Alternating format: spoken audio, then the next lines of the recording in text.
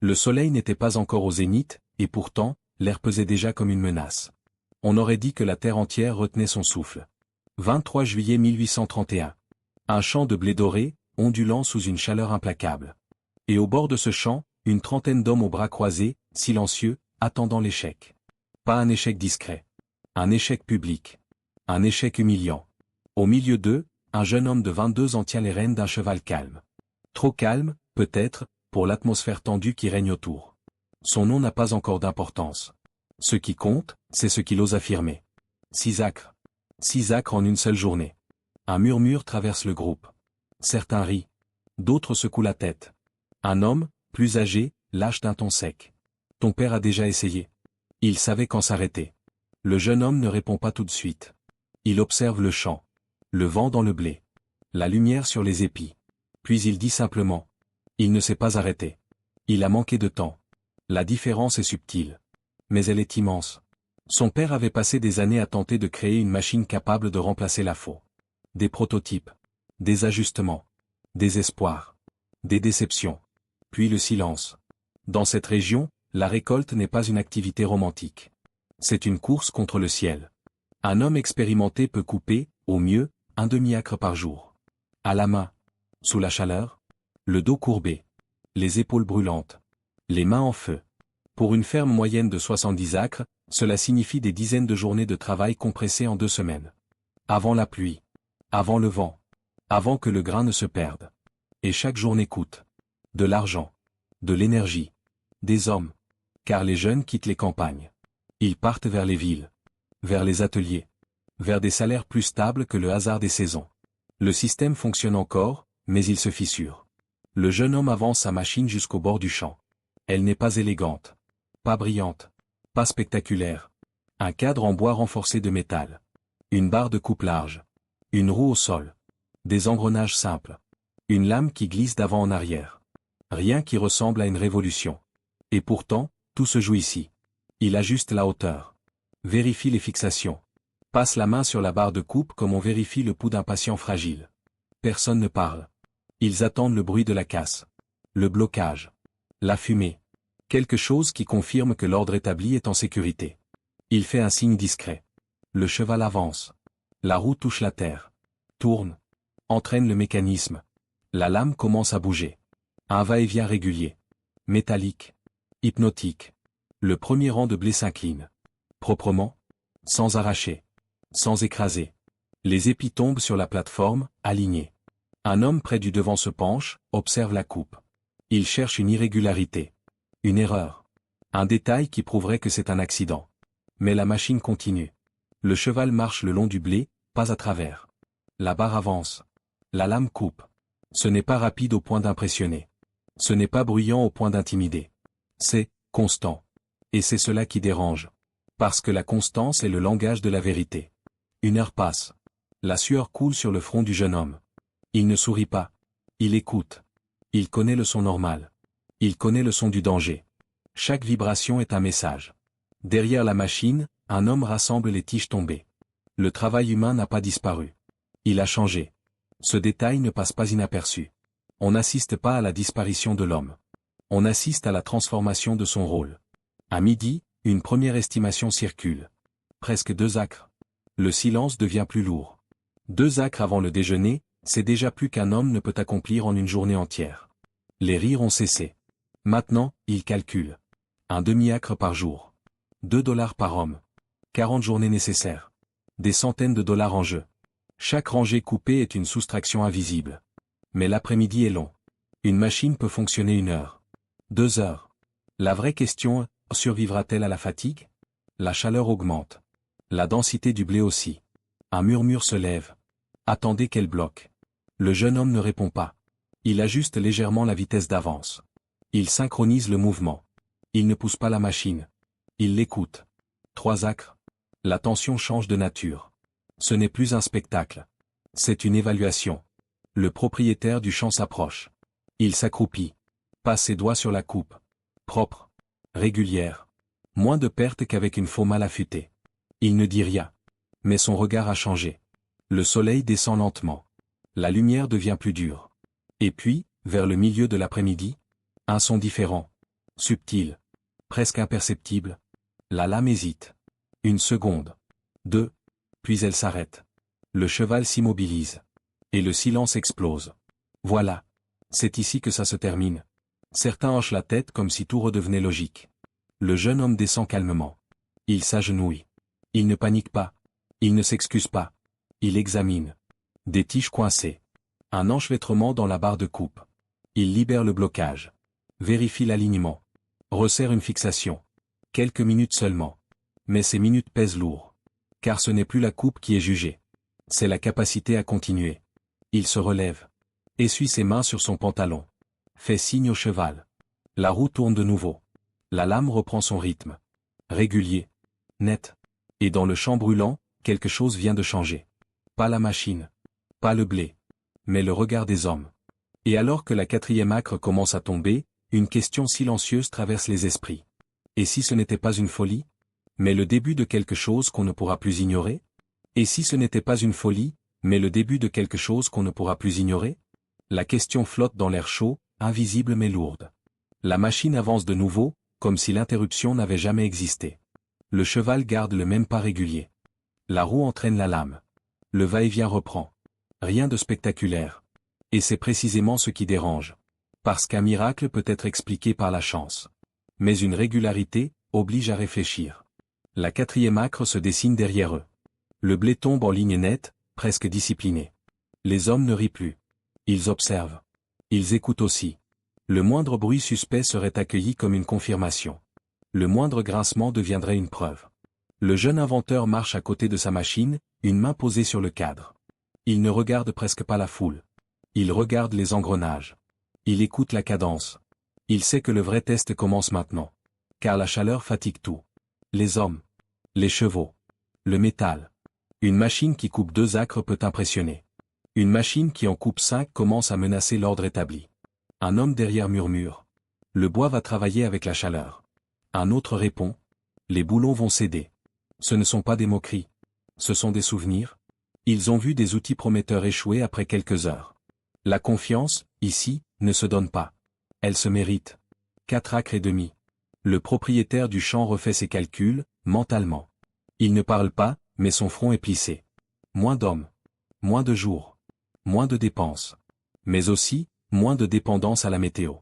Et dans une région où l'orage peut ruiner une saison entière en une nuit, cela n'a pas de prix. Le jeune homme sent la tension monter. Il ne peut pas accélérer. Il ne peut pas ralentir trop brusquement. Chaque décision doit être mesurée. La densité du blé augmente légèrement. La lame rencontre plus de résistance.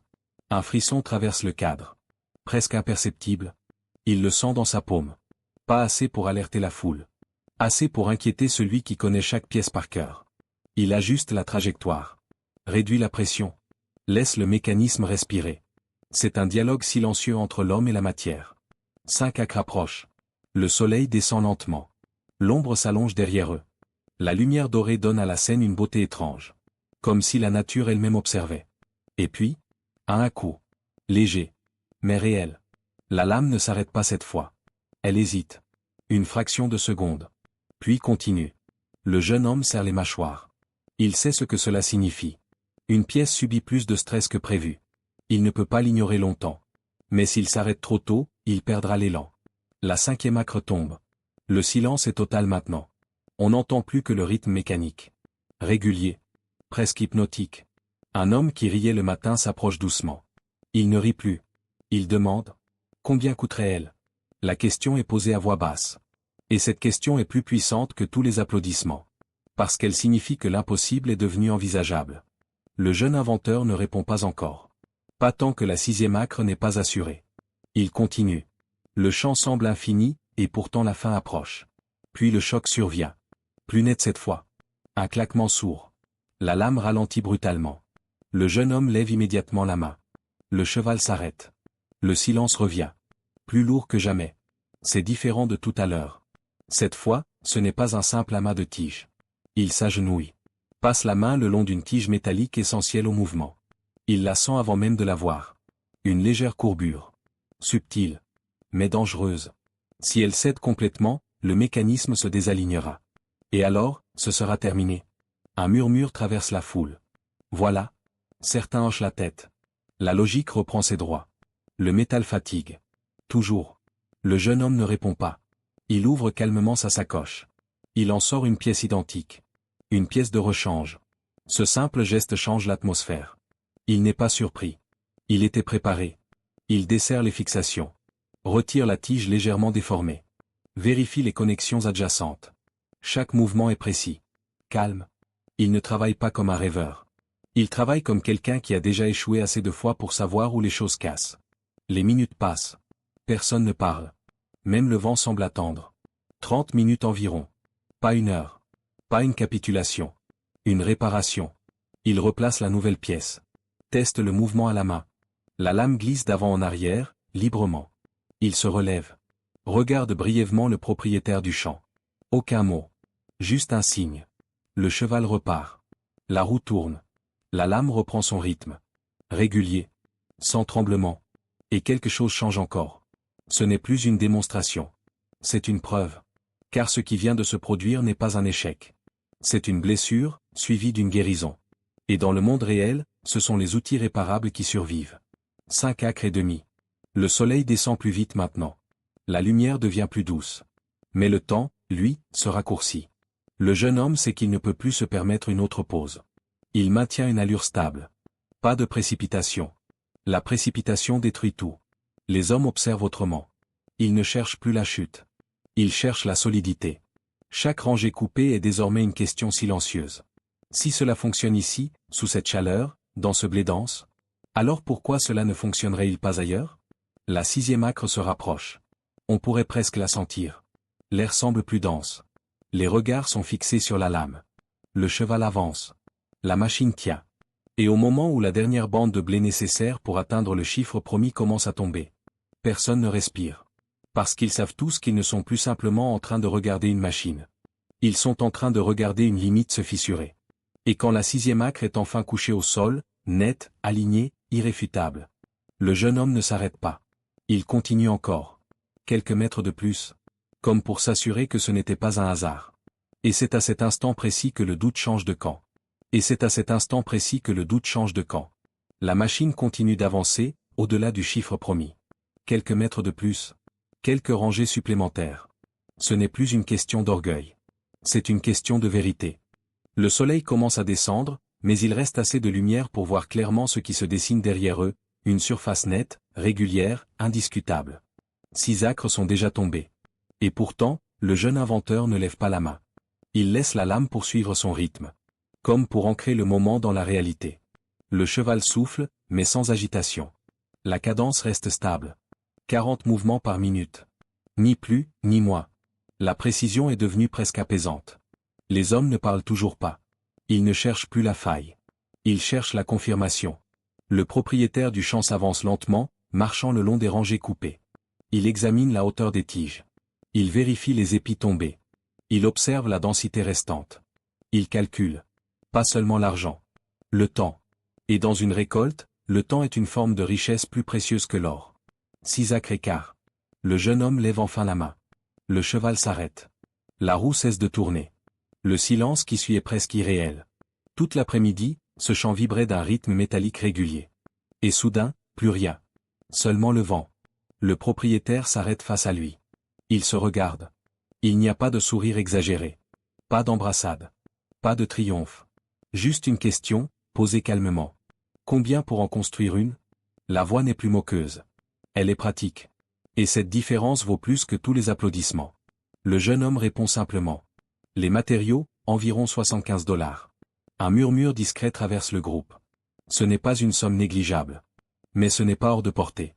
Le propriétaire reprend ses calculs à voix basse. 70 acres. 6 acres par jour. 12 jours environ pour finir le champ. 2 hommes au lieu de 10. Moins de salaire. Moins de pression. Moins de dépendance à la météo. Il ne regarde plus la machine comme une curiosité.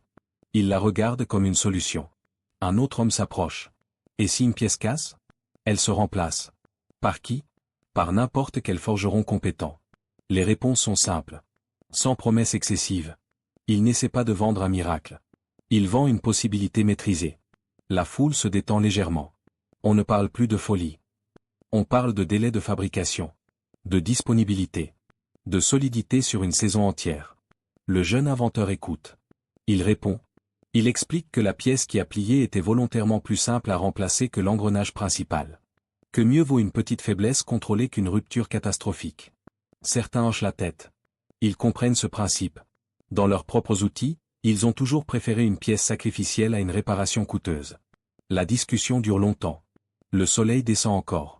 L'ombre recouvre peu à peu la moitié du champ. Et dans cette lumière dorée, quelque chose s'est déplacé. Le respect. Pas une admiration bruyante. Un respect réfléchi. Le propriétaire finit par dire. Si elle tient toute une saison, je serai le premier à en commander une. Ce n'est pas une promesse officielle. Mais c'est un engagement moral. Et ici, cela compte. Les hommes commencent à se disperser. Certains jettent encore un dernier regard à la machine. Non plus comme à une menace, mais comme à une idée. Une idée qui pourrait s'installer. Le jeune inventeur reste seul quelques instants. Il pose la main sur le cadre en bois. Il sent encore la chaleur accumulée par le métal. Il repense aux années passées dans l'atelier. Aux échecs. Aux pièces tordues. Aux regards sceptiques. Il ne ressent pas d'euphorie. Seulement un calme profond. Il sait que cette journée ne garantit rien. Une démonstration n'est pas une entreprise. Une réussite isolée n'est pas une révolution. Mais aujourd'hui, une limite a été déplacée. Pas par un discours. Pas par une promesse. Par des acres visibles. Le vent traverse les rangées restantes. Et pour la première fois, il imagine ce que cela pourrait devenir. Pas seulement ici. Ailleurs. Dans d'autres champs. Sous d'autres ciels. Si chaque ferme pouvait récolter plus vite, plus efficacement, que deviendraient les saisons? Que deviendraient les villages? Il attache le cheval. Démonte certaines pièces avec soin. Range les outils. Chaque geste est précis, presque tendre. Car il sait que le vrai travail commence maintenant. Construire. Améliorer. Convaincre. La route sera longue. Il y aura d'autres doutes. D'autres pannes. D'autres journées de chaleur écrasante. Mais ce qu'il a gagné aujourd'hui, ce n'est pas seulement une vente potentielle. C'est une brèche dans la certitude. Et quand une certitude se fissure, elle ne retrouve jamais sa forme initiale. Alors que le ciel se teinte d'orange, il jette un dernier regard au champ partiellement coupé. 6 acres et quart. Un chiffre simple. Mais derrière ce chiffre, une nouvelle arithmétique commence à naître.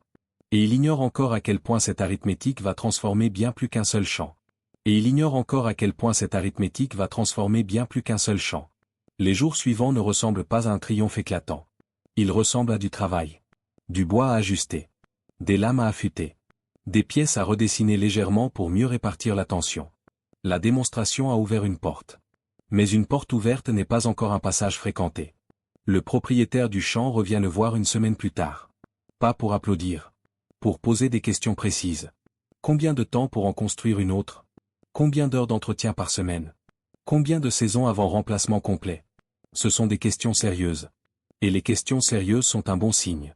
Le jeune inventeur répond avec prudence. Il ne promet pas l'éternité.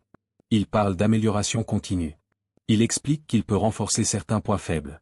Qu'il peut standardiser les pièces. Que chaque machine sera plus solide que la précédente. Il ne vend pas un objet. Il propose une évolution. Peu à peu, la nouvelle circule dans la région. Pas comme une légende spectaculaire. Comme un chiffre. 6 acres en une journée. Ce chiffre voyage de bouche en bouche. Dans les marchés. Dans les ateliers. Autour des tables du soir. Certains exagèrent. D'autres minimisent. Mais personne ne l'ignore. Une première commande arrive. Puis une deuxième. Le jeune homme travaille sans relâche. Chaque machine construite est une responsabilité. Il sait que la seconde doit être meilleure que la première. Car si elle échoue, le doute reviendra plus fort. Les premières saisons d'utilisation ne sont pas parfaites. Il y a des ajustements. Des retours. Des suggestions. Un fermier demande une barre de coupe plus large. Un autre veut un système pour mieux regrouper les tiges. Un troisième insiste sur un mécanisme plus simple à démonter. Le jeune inventeur écoute. Il modifie. Il simplifie. Il comprend une chose essentielle, une invention ne survit pas grâce à l'ingéniosité seule. Elle survit grâce à la confiance. Et la confiance naît de la réparabilité. Les machines évoluent. Le cadre devient plus robuste. Les pièces s'uniformisent. La production s'organise. Ce qui était une démonstration isolée devient une petite activité régulière. Puis une entreprise. Les chiffres commencent à changer dans la région. Les fermes s'agrandissent légèrement. On ose cultiver un peu plus de surface, car la récolte ne semble plus aussi écrasante. Les jeunes hésitent moins à rester. Le travail devient différent.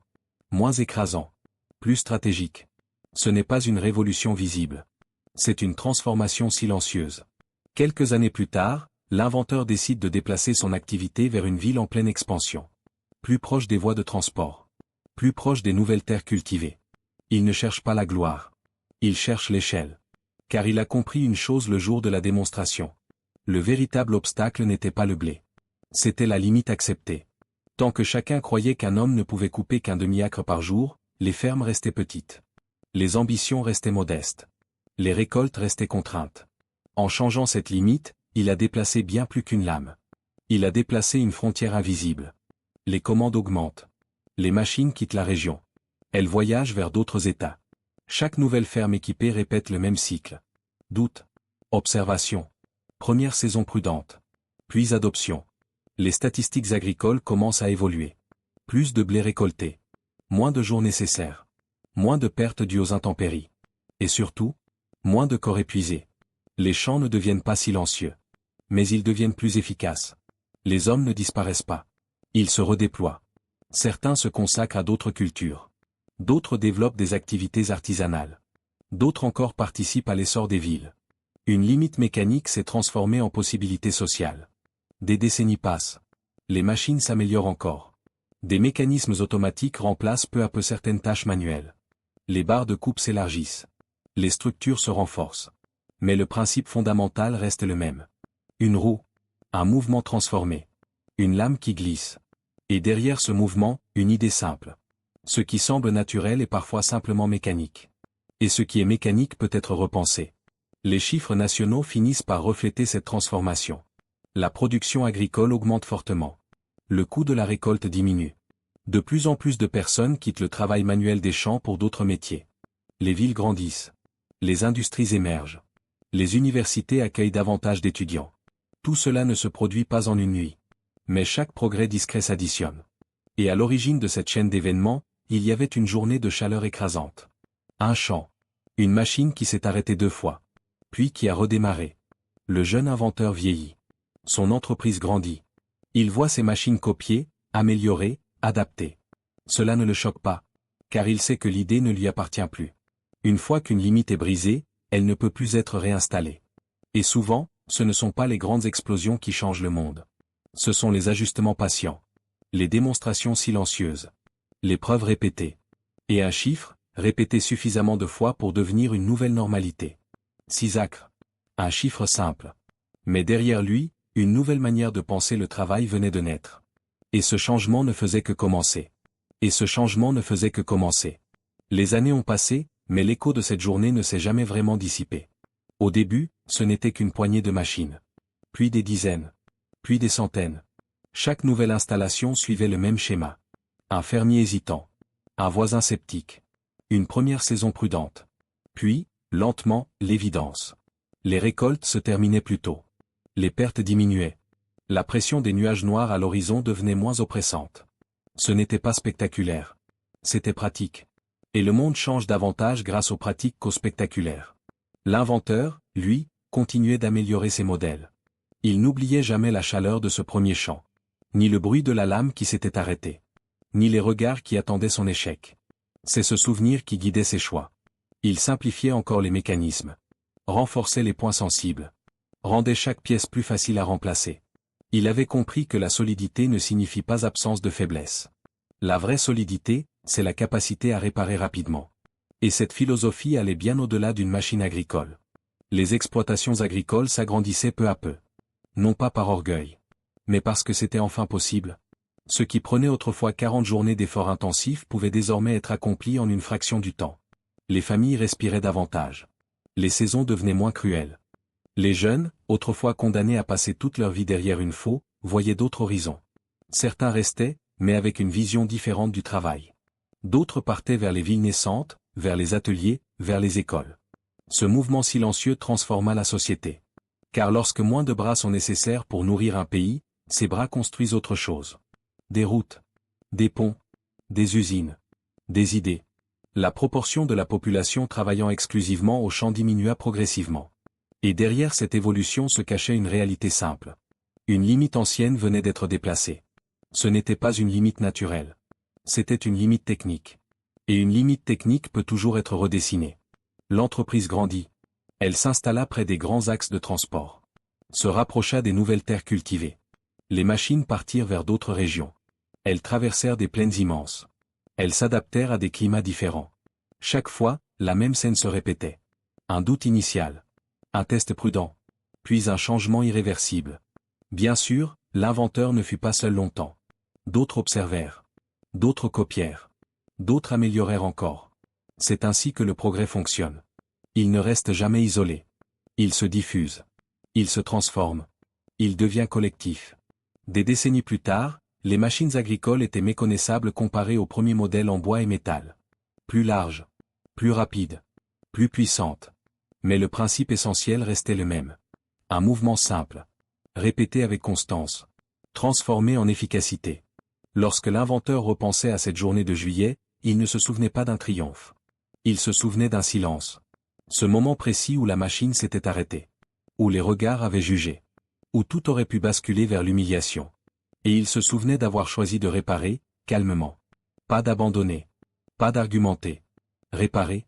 Continuer.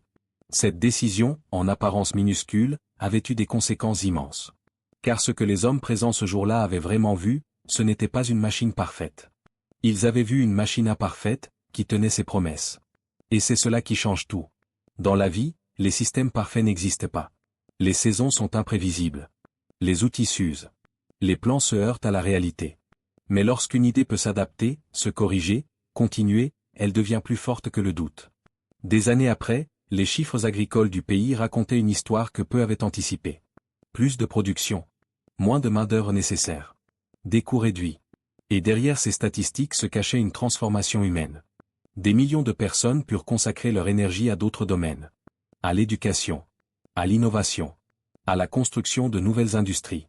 Tout cela parce qu'un jour, quelqu'un a refusé d'accepter qu'un demi-acre par jour soit une fatalité. Il a regardé une contrainte, et il a osé la considérer comme un problème mécanique. Et ce qui est mécanique peut être repensé. C'est peut-être la leçon la plus profonde de cette histoire. Les limites que nous croyons naturelles sont parfois simplement héritées. Acceptées sans être questionnées. Et il suffit parfois d'un esprit patient, déterminé, prêt à réparer au lieu d'abandonner, pour que ces limites se déplacent. La machine qui avançait lentement sous le soleil de juillet ne ressemblait pas à une révolution. Elle ressemblait à un outil ordinaire. Mais les grandes transformations commencent souvent ainsi. Par un geste calme. Une idée persistante. Un chiffre que l'on ose annoncer malgré les rires. 6 acres. Un nombre simple. Mais derrière lui, un monde qui apprend à penser autrement. Et peut-être que la prochaine limite à déplacer ne se trouve pas dans un champ. Peut-être qu'elle se trouve dans votre propre vie. Dans une idée que vous avez mise de côté. Dans un projet que d'autres jugent irréaliste. Dans une amélioration modeste qui pourrait, avec le temps, tout transformer. Parfois, il ne s'agit pas de créer quelque chose de spectaculaire. Il s'agit simplement de faire fonctionner ce qui semblait impossible, assez longtemps pour que le doute change de camp. Abonnez-vous pour plus d'histoires comme celle-ci, et dites-nous en commentaire ce que vous auriez fait à sa place.